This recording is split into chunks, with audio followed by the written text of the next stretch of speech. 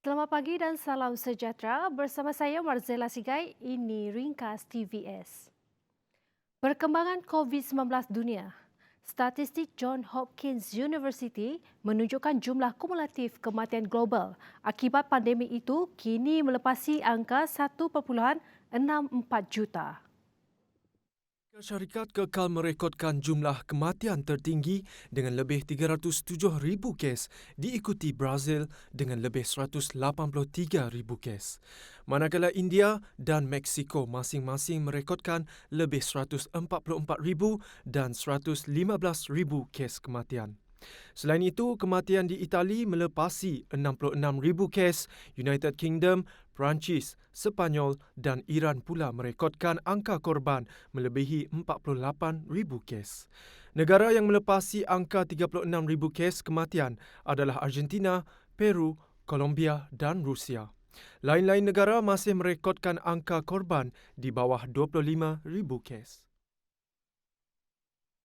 Pemilihan vaksin COVID-19 keluaran syarikat farmaseutical antarabangsa Pfizer adalah berdasarkan laporan interim ujian klinikal yang menunjukkan keberkesanan vaksin adalah 95% dalam mencegah jangkitan wabak itu.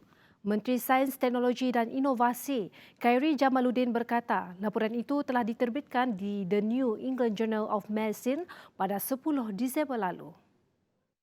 Tambah Khairi, kerajaan malah turut mendapat akses data untuk menilai kualiti, keselamatan dan tahap keberkesanan vaksin itu. Vaksin ini juga telah mendapat Emergency Use Authorization daripada 7 negara, termasuklah United Kingdom, Amerika Syarikat, Bahrain, Kanada, Saudi Arabia, Meksiko dan Singapura. Walau bagaimanapun, keputusan penggunaan vaksin tersebut di Malaysia masih tertakluk kepada pendaftaran dan kelulusan daripada bahagian Regulatory Pharmacy Negara, NPRA, Kementerian Kesihatan. Beliau berkata demikian sebagai menjawab soalan Ahli Parlimen Bagan Lim Guan Eng. Dalam perkembangan lain, beliau berkata jawatan kuasa khas akses bekalan vaksin COVID-19 sedang mempertimbangkan calon vaksin lain yang berada di fasa 3 ujian klinikal. Vaksin berkenaan adalah bagi tujuan imuniti kelompok sehingga 70% jumlah populasi negara. Pengumuman mengenai perkara itu dan senarai keutamaan penerima vaksin akan dibuat dalam masa terdekat. Pertumbuhan ekonomi Malaysia dijangka kembali pulih tahun depan berikutan keberkesanan pelancaran program vaksinasi COVID-19, pergerakan ekspor berterusan dan momentum peningkatan dalam penggunaan dan pelaburan. Ahli Ekonomi Kanan Kumpulan Bank Dunia, Syakira Teh Sharifuddin berkata, bank menjangkakan program vaksinasi pertama akan dilancarkan pada suku pertama 2021. Katanya terdapat peningkatan dalam sektor elektrik dan elektronik pada suku ketiga dan sektor pertanian juga dilihat sangat berdaya tahan. Bank Dunia mengunjurkan ekonomi Malaysia berkembang 6.7% pada tahun 2021 selepas menguncup 5.8% pada 2020 berikutan pelbagai ketidakpastian seperti penggunaan vaksin yang berkesan dan kepesatan pemulihan pertumbuhan global. Walaupun Malaysia akan menyaksikan pemulihan pada 2021, negara tidak dijangka pulih sepenuhnya daripada kejutan COVID-19 untuk beberapa tempoh akan datang. Lembaga Tabung Haji telah melancarkan sebuah platform perkhidmatan deposit wang simpanan ke akaun tabung haji secara atas talian melalui laman web rasmi Pos Online. Haji menyatakan bahawa langkah itu sejajar dengan usaha tabung haji dan Pos Malaysia dalam meningkatkan perkhidmatan secara digital yang lebih mudah dan berkesan. Selain itu, tujuannya adalah untuk memastikan pelaksanaan usaha wajar pelanggan dipenuhi sepenuhnya. Sebarang pertanyaan lanjut boleh berhubung dengan tabung haji melalui panggilan, email dan fax di Pusat Perkhidmatan Rasmi Tabung Haji. Lembaga Tabung Haji merupakan sebuah institusi Islam yang sentiasa berusaha untuk menyediakan pelbagai kemudahan secara komprehensif dan sistematik demi kebajikan jemaah haji Malaysia. Bertemu kembali. Kerajaan belum bercadang memberikan pengecualian duty stamp untuk pindah milik hartanah daripada ibu bapa kepada anak ketika ini. Menteri Kewangan Tengku Datuk Seri Zafrul Tengku Abdul Aziz berkata, pengecualian duti stem 100% hanya diberikan ke atas pindah milik di antara suami dan isteri sahaja. Kerajaan telah mengumumkan peremitan duty stamp sebanyak 50% diberikan ke atas surat cara pindah milik bagi urusan pindah milik harta tanah atas dasar kasih sayang antara ibu bapa kepada anak atau sebaliknya. Hasrat peremitan duty ini diberikan adalah bagi menggalakkan urusan pindah milik harta antara ibu bapa dan anak dilakukan semasa hidup bagi mengelakkan berlakunya permasalahan tuntutan harta setelah berlaku kematian antara salah satu pihak yang berkenaan. Selain itu, ia juga bertujuan untuk mengurangkan kes tuntutan harta pusaka di mahkamah pada masa akan datang. Beliau berkata demikian sebagai menjawab pertanyaan Ahli Parlimen Parit Datuk Muhammad Nizar Zakaria. Tambah Tengku Zafrul, peremitan duty stamp tersebut terpakai bagi surat cara pindah milik harta tidak alih yang disempurnakan pada atau selepas 1 Januari 2020. Katanya ia terhad bagi penerima harta tanah yang bertaraf warga negara Malaysia sahaja. Kerajaan disarat agar menaikkan syarat minimum gaji allowance pekerja cacat EPC selaras dengan kenaikan had pendapatan garis kemiskinan PJK baru-baru ini. Senator Ras Adibaratzi berkata buat masa ini EPC hanya layak dipohon mereka yang berpendapatan bawah RM1,200 sedangkan had pendapatan GPK nasional yang baru disemak pada Julai lalu adalah RM2,208. Bagaimana pula mereka yang berpendapatan lebih 1,200 tetapi masih menanggung kos perubatan, sara hidup, pengangkutan serta teknologi bantuan yang tinggi.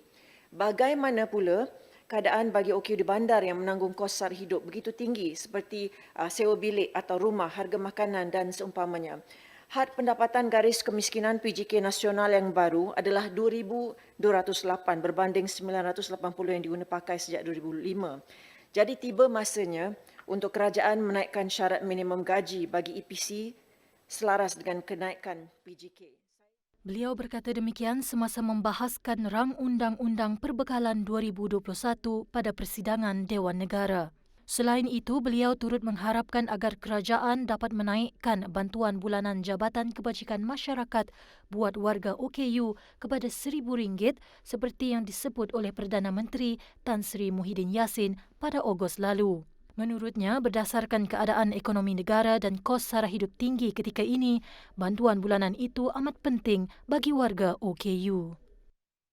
Juara Liga Super Johor Darul Takzim mengumumkan gabungan bersama organisasi antarabangsa iaitu Bekalan Tabung Kanak-Kanak Pertubuhan Bangsa-Bangsa Bersatu UNICEF. Gabungan JDT bersama UNICEF merupakan langkah bagi meningkatkan lagi nilai komersial kelab di mana kelab juga dikenali seluruh dunia bukan sahaja dalam dunia bola sepak tetapi dalam dunia komersial. Tunku Ismail berkata ia merupakan satu penghargaan yang sangat tinggi untuk menjalinkan kerjasama dengan pihak UNICEF. Tunku Ismail juga berkata apa sahaja yang mampu mereka salurkan daripada segi pendidikan, keselamatan, kesedaran dan penjagaan kesihatan. You see, JDT's principles and policy have always been about children across the world, not just in the country. Whatever we can provide in terms of education, safety, awareness and healthcare, that is our main target. We have also had the history of participating in a lot of humanitarian services and charitable services as well. So today, I'm happy to announce that we are collaborating, a partnership that the club is working together with UNICEF. Beberapa bahan artifak lama ditemui ketika kerja-kerja penggalian bagi projek penyambungan sistem kumbahan di pekarangan Balai Polis Sentral pada Khamis. Menurut Timbalan Pengarah Jabatan Muzium Sarawak, Dayang Morzana Awang Hadi, laporan mengenai penemuan tersebut diterima daripada Jabatan Kerja Raya JKR. Susulan itu katanya kerja-kerja kajian tapak dijalankan oleh Unit Arkeologi Jambatan Muzium Sarawak di tapak penemuan artifak.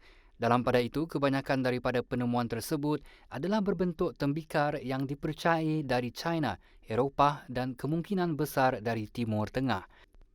Penemuan paling jelas adalah botol pil kaca yang dibuat pada tahun 1880 dari London. Jabatan Siasatan dan Penguatkuasaan Trafik Sarawak akan melancarkan operasi khas iaitu Ops Selamat bermula 18 Disember hingga 1 Januari 2021. Ketuanya Superintendent Alexson Nagacabu berkata, operasi ini bertujuan untuk menurunkan kadar kemalangan jalan raya di Sarawak di sepanjang tempoh perayaan yang akan datang. Katanya lagi, selain menguatkuasa undang-undang, operasi ini bertujuan mewujudkan suasana selamat dalam kalangan pengguna jalan raya dengan cara menempatkan pegawai dan anggota polis di semua lokasi yang sering mengalami kesesakan lalu lintas. Selain itu, operasi ini juga bertujuan untuk mencegah jenayah, iaitu jenayah pecah rumah, iaitu dengan membuat rondaan berkala di lokasi-lokasi yang telah dikenal pasti sering berlaku kejadian pecah rumah ini bagi memastikan premis dan juga rumah-rumah kediaman yang ditinggalkan oleh penghuni yang balik bercuti supaya rumah-rumah ini berada dalam keadaan selamat dan bebas daripada sebarang pelakuan jenayah, iaitu jenayah pecah rumah. Selain itu, dalam tempoh yang sama juga, pihak Jabatan Siasatan dan Penguatkuasaan Trafik Sarawak turut akan mengadakan operasi lampu isyarat merah yang telah pun dikuatkuasakan oleh Jabatan Siasatan dan Penguatkuasaan Trafik Bukit Aman pada 15 Disember lalu dan operasi ini akan diadakan serentak bersama dengan Ops Selamat di Sarawak sehingga tarikh 31 Disember 2020. Operasi lampu isyarat merah ini bertujuan untuk mengambil tindakan ke atas mereka yang melakukan kesalahan melanggar lampu isyarat warna merah dan iaitu ketika mereka menunggang ataupun memandu di atas jalan raya. Dengan ini saya berharap kedua-dua operasi ini akan dapat mencapai matlamat dan akan berjaya mencapai matlamat yang telah disasarkan. Iaitu yang pertama adalah mengurangkan kadar kemalangan jalan raya di tempoh musim perayaan ini dan juga mengurangkan kes kejadian pecah rumah di sepanjang tempoh musim perayaan ini. Laporan itu tadi mengakhiri ringkas TVS untuk jam ini. Teruskan kesetiaan anda bersama kami di saluran 122 Astro. Ingat, peperangan kita menentang COVID-19 masih belum selesai. Jaga kebersihan diri, jaga penjarakan fizikal dan patuhi SOP yang telah ditetapkan. Saya Marzela Sigai, salam hormat dan jumpa lagi.